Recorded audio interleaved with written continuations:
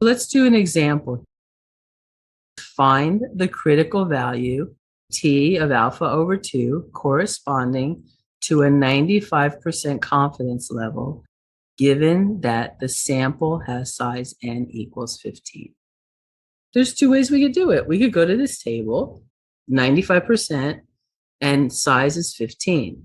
Our degrees of freedom is one less than n, which is 14. It is 2.145. Now let's find it on StatCrunch. We have our StatCrunch open. We're going to go Stat, Calculators, T Calculator. Notice it says degrees of freedom and sample size 15. Our degrees of freedom is 14. And 95%, this would be T of alpha over 2. This is 0.025 because we have 95%. I have to change this to greater than. And then I put in here 0.025, compute, same value, 2.145 from the calculator. And that's our critical value. Here's a picture of what we just did. And you can see that there's 0.025 in this part and 0.025 in that part. We're using the right-hand side of our curve, which means that my t-score is always going to be positive. Very important to remember that. Now we have a confidence interval. Listed below are weights in hectograms or Hg, randomly selected girls at birth, based on data from the National Center for Health Statistics. And we have summary stats. Our N is 15, that's small, but we only have sample information. We have X bar and we have S. We don't have mu and we don't have sigma. We have to use our T table. We're going to go back to StatCrunch. And for this one, I could put these values in and I could get the data off of the values, but I don't have to because they're giving me the summary data. I can go here to T-stats, one sample with summary, and I put in my summary values. X bar is 30.9, standard deviation 2.9, sample size 15. I click here, confidence interval, and I get 95%, perfect. I can show my critical value and I hit compute. And this is what I get. Here's my sample mean, my standard error, my degrees of freedom. There's my critical value that we already found for a sample size of 15 and 95% confidence interval. We have summary data. We're going to use the same amount of decimals as the standard mean. 29.3 is less than mu is less than 32.5. I'm 95% confident that my mu from the entire population is somewhere between 29.3 and 32.5. In a test of the effectiveness of garlic for lowering cholesterol, 45 subjects were treated with garlic in a processed tablet form. 45 subjects, is that the population? No. N equals 45. Cholesterol levels were measured before and after the treatment. The changes before minus after. Basically, they're trying to find out if your cholesterol went down, it'll be a positive number because it'd be higher before and be lower after. And that value has a mean.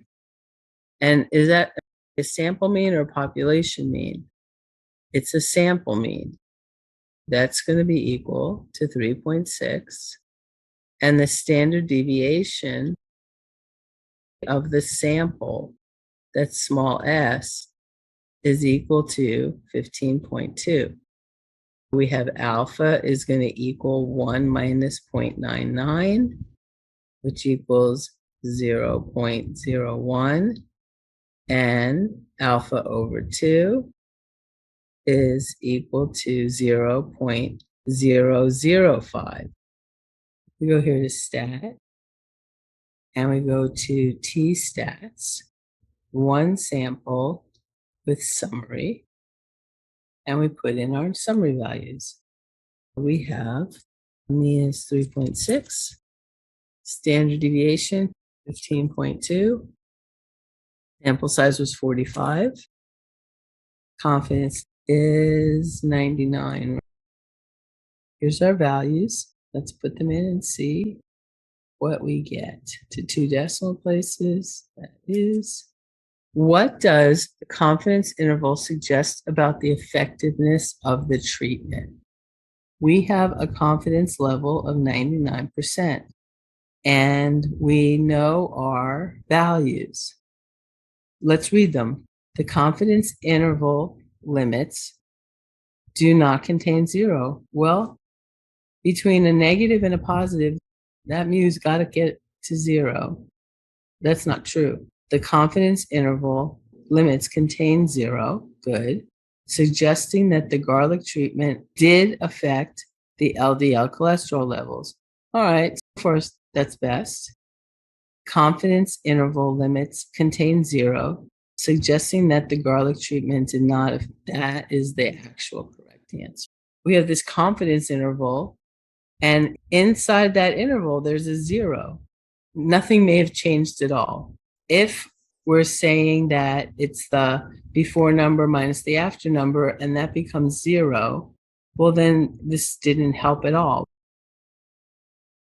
A food safety guideline is that the mercury in fish should be below 1 part per million ppm.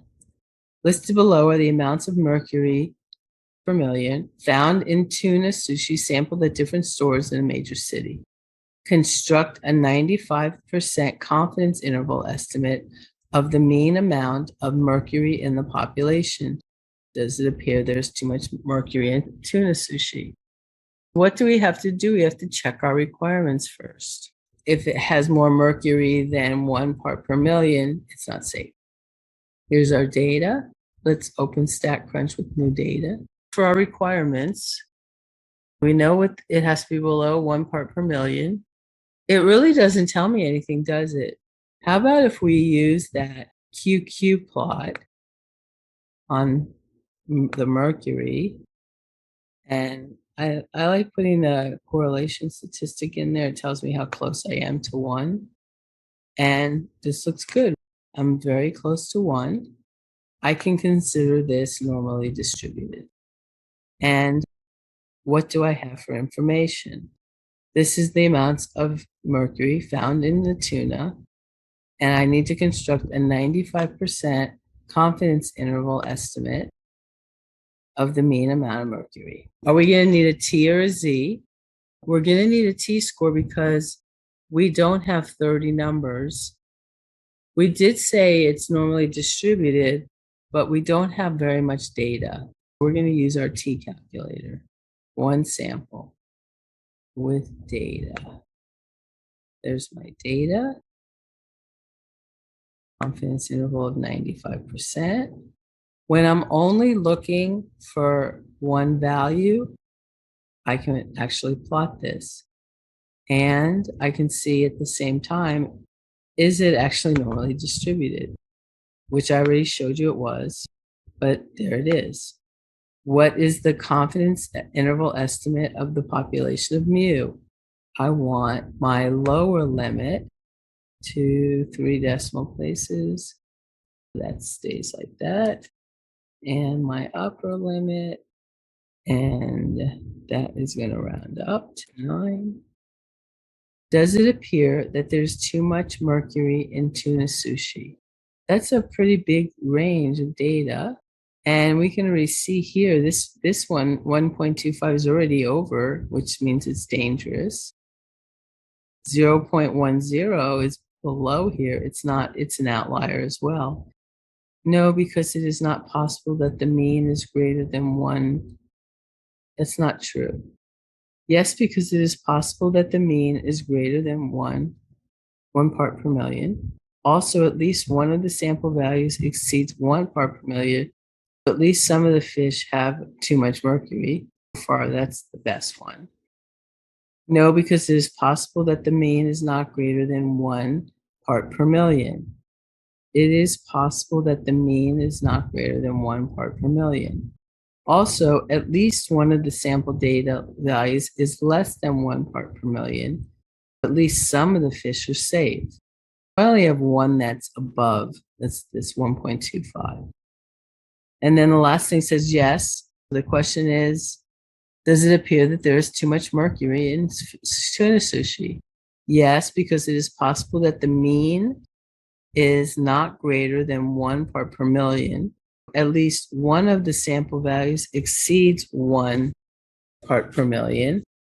At least some of the fish have too much mercury. It is possible that the mean is greater than 1. It can go all the way up to, this is our upper limit. Refer to the accompanying data set and construct a 90% confidence interval estimate of the mean pulse rate of adult females. Then do the same for adult males. Compare the results. We have males and females. I'm going to open StatCrunch with the data that they're giving me. Construct a 90% confidence interval of the mean pulse rate for adult females. Again, let's look and see if we have the requirements for a T or a Z-score. We'll do our females first. Let's go graph the QQ plot for females and see if it's normally distributed. Looks beautiful. We can even put our correlation coefficient and look at almost 1, perfect. I now know it's normally distributed, and I have actually quite a bit of values. I have 40 values. I'm in pretty good shape. Do we know the standard deviation? We do not. It has to be a T-score because we don't know the standard deviation. A T-score, 1 sample, and we're using females. 90%, 0.9 or 0.90. That plot, hit compute, and we're given that the lower limit to 1 decimal place, 72.8, and our upper limit, 79.8. Construct a 90% confidence interval of the mean weight for adult males. Similar, just we're going to go up here, options, edit. And instead of females, we're going to pick males. Other than that, everything is the same. It's very normally distributed. We're in good shape. We have our lower limit to 1 decimal place. It's going to be 64. And our upper, 70.7.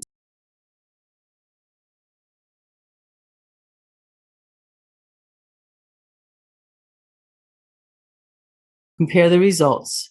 The confidence intervals do not overlap. This goes from 64 to 70.17. They do not overlap. That's true. It appears that adult females have a higher mean pulse rate than adult males. Here's females, here's males. That's true. The confidence intervals overlap? No. The confidence intervals do not overlap. It appears that there is no difference in mean pulse rates between adult females and adult males. That's not true. Since they don't overlap, there's quite a bit of difference. I'm going to stick with A. That's the end of this portion of the lecture. Thank you for watching.